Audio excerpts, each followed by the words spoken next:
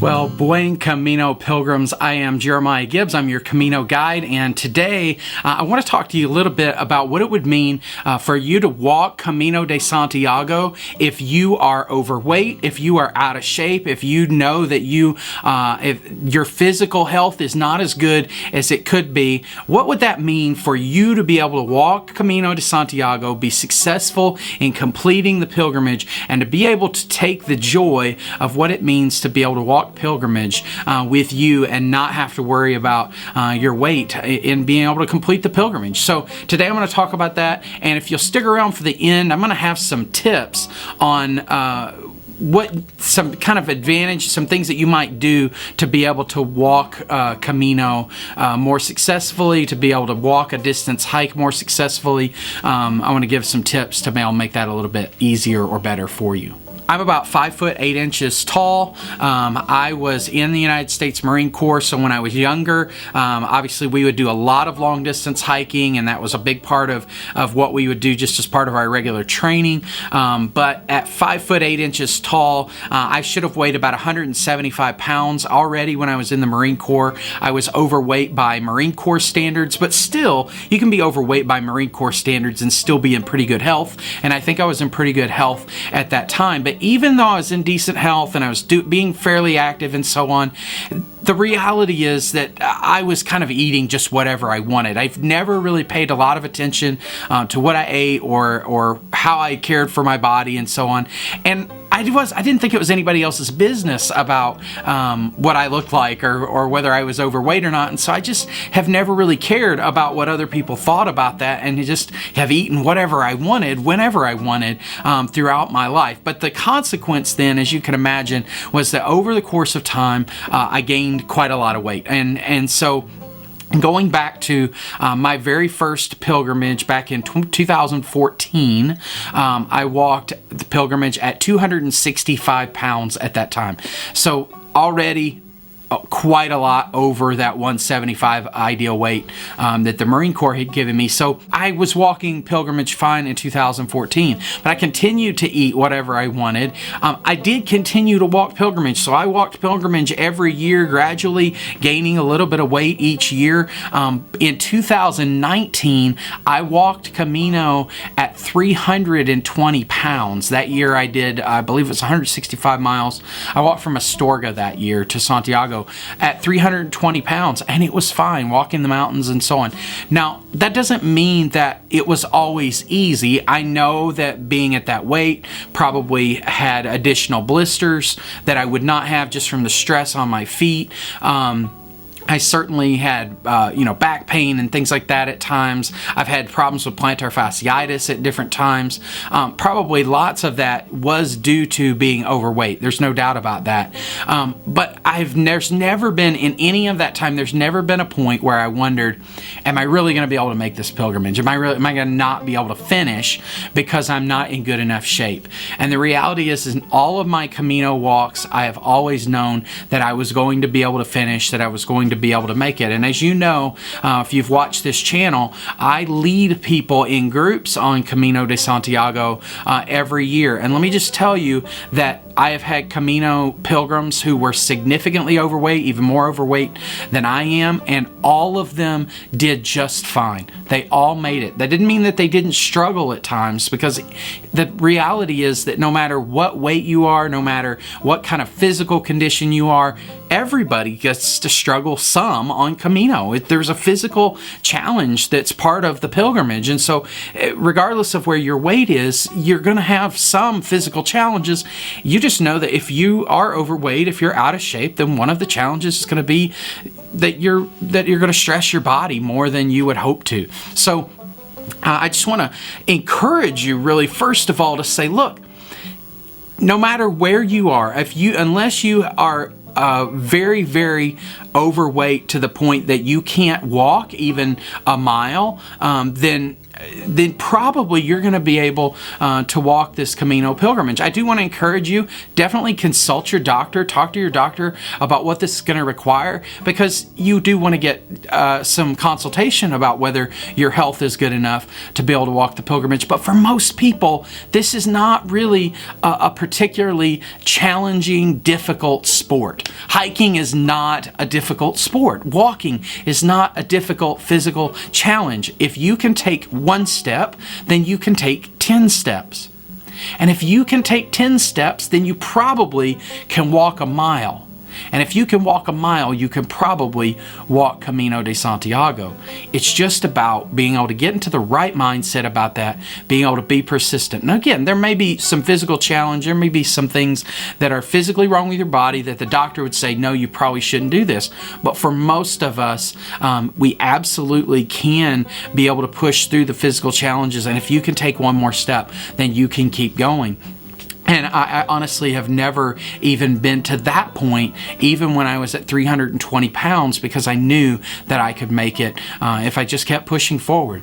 So I guess I would just want to say, you do not have to fear this walk. You don't have to fear Camino. You don't have to fear getting out and taking those steps. No matter what your weight is, no matter what your physical condition is, you don't have to be afraid of what you're going to take on. I think that oftentimes overweight people struggle with confidence. They struggle in part because they can remember things that they were gonna do, that they wanted to do, and they weren't able to do it for one reason or another, that physical weight kept them from being able to complete a task that they wanted to complete.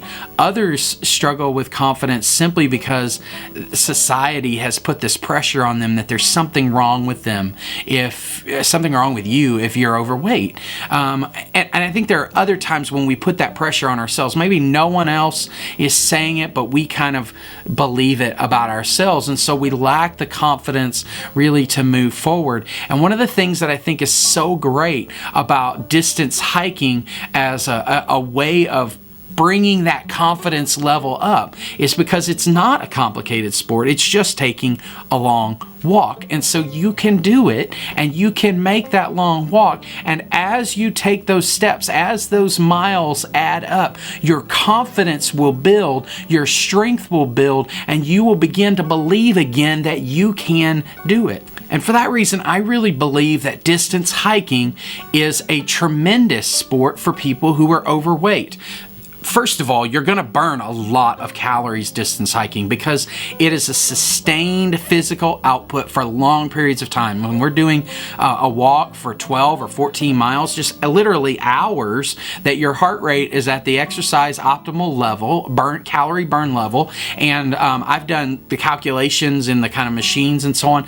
And there are times when I've been burning 7,000 or 8,000 calories a day because of my hiking. So that's a tremendous calorie output to be able to lower your weight, to lose weight if you want to be able to do that. Now, let me just give a caution about that. If you're putting out 7,000 or 8,000 calories in a day, you got to be taking calories in too. You can't assume that you're just going to let that all become weight loss. You really have to make sure that you are feeding yourself to keep up the energy to be able to hike that many miles. But you are going to burn a lot of calories, and particularly if you're doing training walks over many weeks or months in preparation for something like Camino de Santiago, then those training walks are also going to burn lots of calories while you're out doing that exercise. So I think that's one reason that it's an excellent exercise for people who are overweight. But the other thing is, as I said before, you can always do it. You can slow your pace to what's appropriate to you. It's not complicated. You just go at the pace that you're able to go and sustain that for a long period of time, and you can do Camino de Santiago too. I just want to break into the video real quick. I'll come back with some more tips and encouragement, but I just want to say, if you are getting value from this video, please click the like button. That will tell YouTube to send this out to other people who are learning about Camino and want to know about Camino, and that really helps me to be able to get the word out about what I'm doing here. If you're planning a Camino de Santiago, then please subscribe to this channel. I make videos every week that help you plan the logistics, that help you with planning the various aspects of what it means to go on Camino de Santiago, and I'd love to be able to go on the journey with you, so subscribe down below to be able to do that. So I do want to offer you just 3 suggestions. If you are overweight, if you're out of shape and you want to walk Camino de Santiago, let me just give you 3 tips that I think can help you to be able to prepare. The first one is training is not required, but it is helpful. So I believe that you do not necessarily need to go out and lose a lot of weight and prepare and get in great shape before you go and walk Camino. I believe that you could come off your couch tomorrow. For most people who are in most physical conditions, you can come off your couch tomorrow and you can go and you can walk Camino de Santiago. You might be slower than others. But I will say that even if you could do that, if you could do your training on the trail, if you are overweight, if you're out of shape, I believe that you're going to be helped by any kind of training that you can do. I'm going to put a link in up above for a video that I have on how to train for Camino de Santiago. Nothing that I say in that video is something I wouldn't say to you as someone who's out of shape or overweight. Everything that I say in that video is true of people who are overweight as well. The one thing that I would say there, I think I said it in that video, but would probably emphasize it a bit more for people who are overweight and out of shape, is to say I think you probably should do 2 training hikes 2 days in a row. So like maybe pick a Friday and a Saturday, or a Saturday and a Sunday, and make some long 10 or 12 or 14 mile hikes.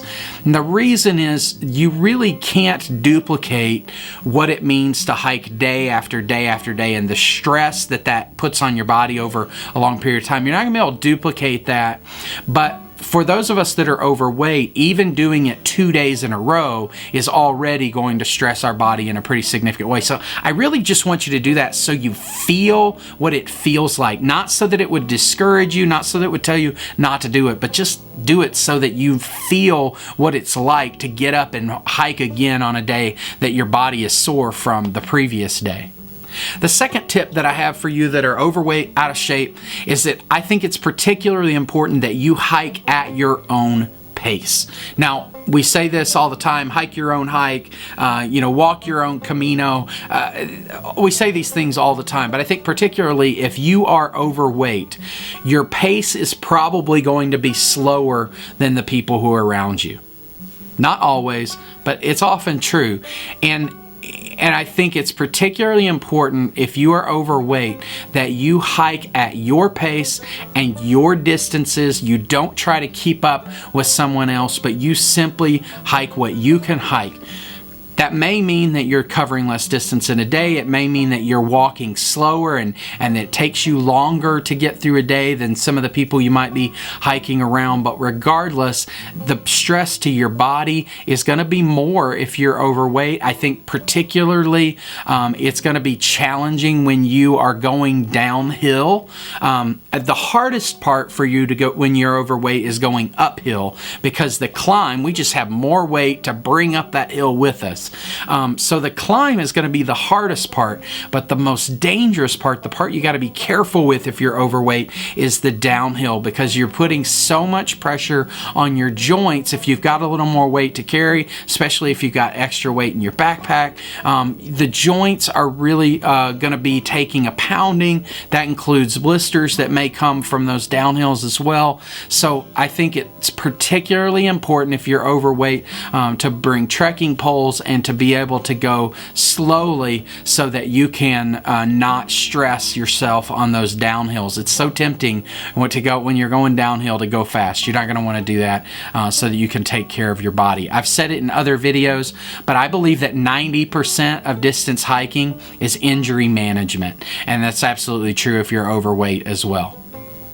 And my third tip, I've kind of already mentioned part of it a moment ago, but my third tip is make sure that you have the right equipment if you're overweight.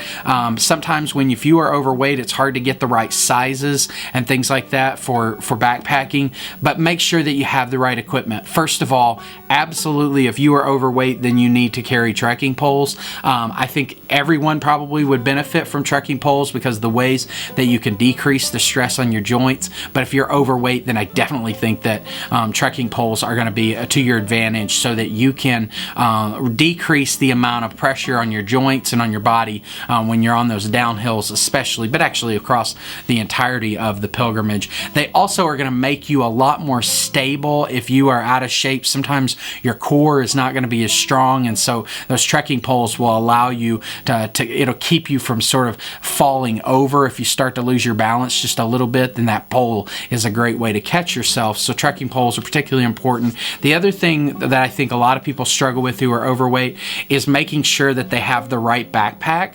A lot of the backpacks do not have a long enough belt to be able to wrap around your belly if you are overweight. I've got a video that I'll put up above. I'll click to my video about how to fit a backpack if you're overweight. I think it's a little bit tricky, and you've got some challenges there, and so click on the link in the description and you can get to my description of how to wear a backpack if you're overweight. But really, I just want to say there are a couple companies. Deuter has some packs that have a longer hip belt. Gregory, I guess, is making some packs now that have an extra long hip belt. I'm not going to link to any of those. I just want to encourage you to go and do your own research on some packs that have some longer hip belts so that you can make sure that you have one that fits you well.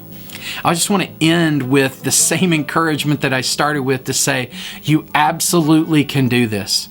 Hiking is not a complicated sport. You should see me do yoga. It's a joke to see me do some physical activities, but you know what? When it comes to hiking, I'm like every other pilgrim, and you are too.